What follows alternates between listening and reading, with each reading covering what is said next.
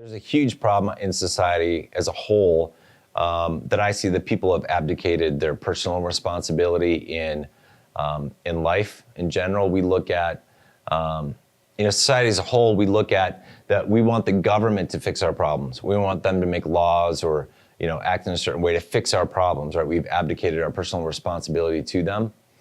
In some senses, we've also abdicated our responsibility of bettering our world and ourselves to the concept of a God or gods or deity of some kind. Like, they're going to fix it. They're going to bring, eternal life, salvation, whatever it is, that we shouldn't figure that kind of stuff out on our own. So we're thinking somebody else is going to do the job.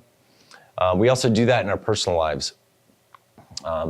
We often think, well, this person hurt me, or, and it's their fault, or I didn't get this job and it's the company's fault that they didn't hire me, or, whatever in life. We always want to blame other people. And we might feel really downtrodden at whatever point we are in life, wherever we are. And the world, I had all this shit happen to me, right? You have no idea what I went through. I had a really bad life, really bad relationships, that kind of stuff, right? We all feel like that at some point, all of us do. But I think it's important that everybody understand that who you are right now at any given moment is the culmination of all of your past relationships, all your past choices, and all your, past experiences. So on the one hand, if you want a better outcome in the future, you just have to make better choices.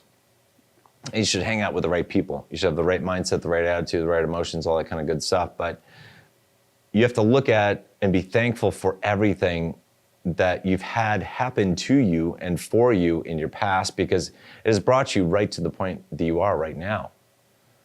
You wouldn't be in the spot that you are right now without everybody in your life, everybody who's loved you, who's hated you, who's hurt you, who's done anything to or for you.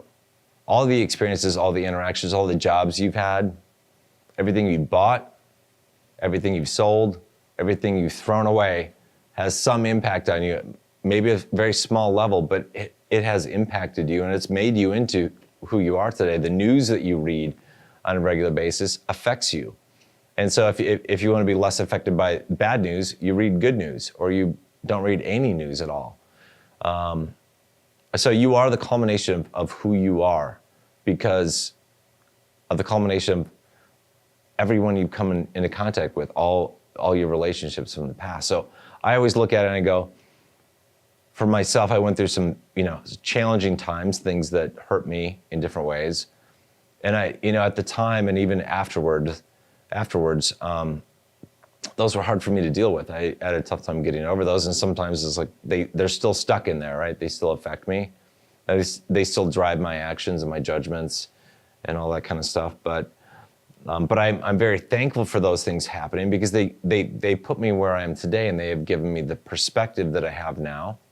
So all the good, all the bad, I'm extremely thankful to everyone in my life who has ever yelled at me or hit me or hurt me in any way, as well as all the people that loved me and supported me, because they have all together helped me get to the point where I am right now, every single one of them. So if you look at your life and you look back in the rear view mirror, you can probably see how the people in your life, the connections that you had, the things that you did affected you in such a way they brought you to this point. And so it doesn't matter what somebody did to you in the past, so much as what you decide to do in the future. You can't change the past, but you wouldn't want to change the past because it's brought you right here. Why would you want to change the past?